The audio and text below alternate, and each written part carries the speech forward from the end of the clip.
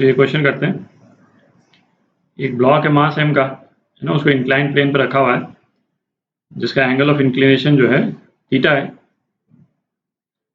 अच्छा, incline plane is kept on a platform which is accelerating upwards with an acceleration of a metre पर second square. ये पूरा platform जो है वो ऊपर की तरफ एक्सेलरेट कर रहा, ठीक है, a एक्सेलरेशन से। अच्छा, length of the incline plane l दे रखी है और coefficient of friction between block and incline plane is mu, ठीक है, यहाँ फुल स्टॉप होना चाहिए। तो क्या पूछा है, find the time it will take for the block starting from rest, है ना, रेस्ट से शुरू हो रहा है और ये तो ब्लॉक मैंने यहाँ बीच में बना रखा है इंक्लाइन प्लेन के, है ना, डायग्राम के पॉइंट ऑफ व्यू से। ऑब्वियसली इंक्लाइन प्लेन के एक एंड पे शुरू हो रहा है, starting from rest to reach the bottom of the incline plane, ठीक है। अच्छा, ये जो है वो हमारा जो पूरा फ्रेम ऑफ रेफरेंस है ऊपर की तरफ एक्सेलरेट कर रहा है। ये पूरा प्लेटफॉर्म इंक्लाइन प्लेन मास जो है ऊपर की तरफ एक्सेलरेट कर रहा है एक्सेलरेशन a से। तो इसमें ना इस तरह के जितने प्रॉब्लम्स मिले जहाँ पे पूरा का पूरा फ्रेम ऑफ रेफरेंस ही हमारा एक्सेलरेट कर रहा हो, है ना, जैसे कोई प्लेटफॉर्म एक्सेलरेट कर रहा हो या कोई ट्रेन का कैबिन हो, है ना, वो एक्सेलरेट कर रहा हो और उसके अंदर कोई इवेंट हो रहा हो, ठीक है।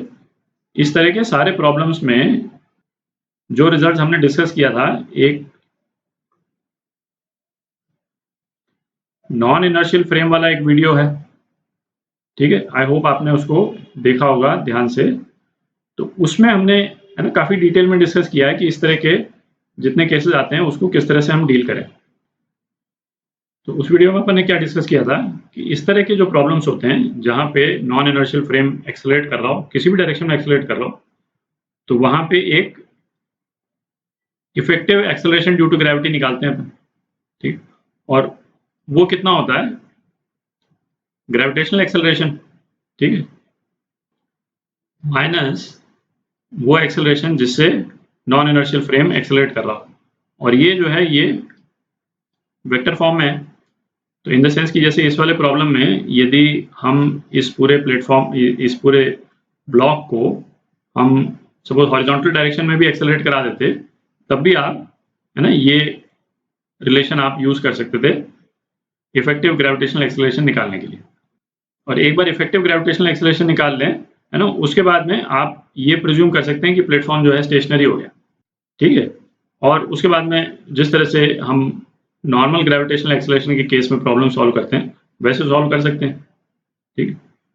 तो इस केस में यदि नीचे के डायरेक्शन को अपन पॉजिटिव मान लेते हैं, ठीक है, तो इफेक्टिव ग्रेविटेशनल एक्सेलरेशन कितना हो गया, g, ठीक है, माइनस, और अपन ने नीचे का डायरेक्शन पॉजिटिव माना है तो ये ऊपर के डायरेक्शन में एक्सेलरेट कर रहा है प्लेटफॉर्म, ठीक है, g माइनस माइनस a, ठीक है।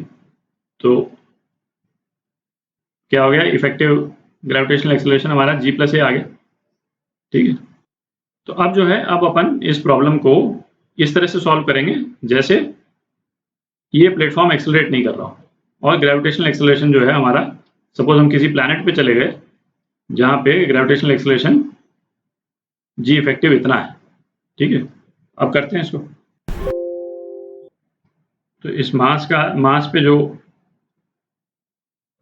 डाउन द इंक्लाइन जो ग्रेविटेशनल फोर्स लग रहा है वो कितना लगेगा, m g effective sine theta, ठीक है, और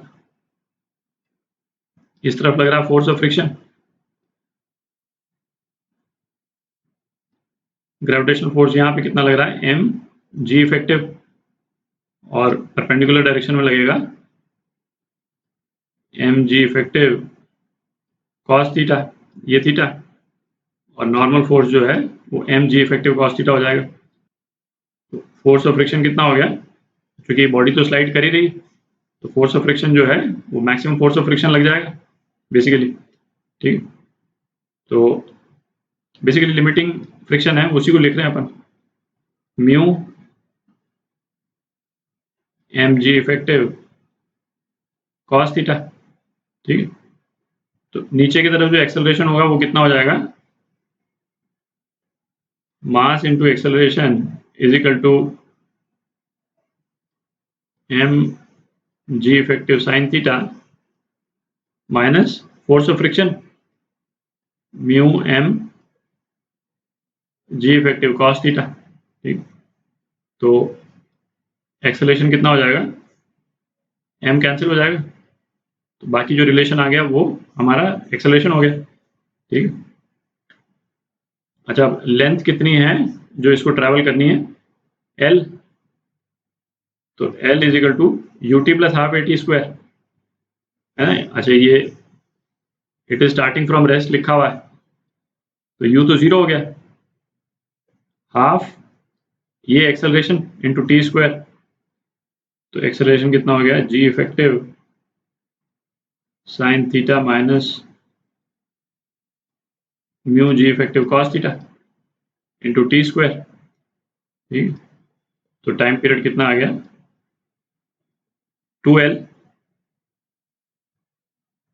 अपॉन जी इफेक्टिव कॉमन ले लेते हैं जो कि जी प्लस ए के बराबर है। ठीक, और ये हो गया sign theta minus mu cos theta. ठीक है, और अंडर रूट। ठीक, तो ये आपका आंसर।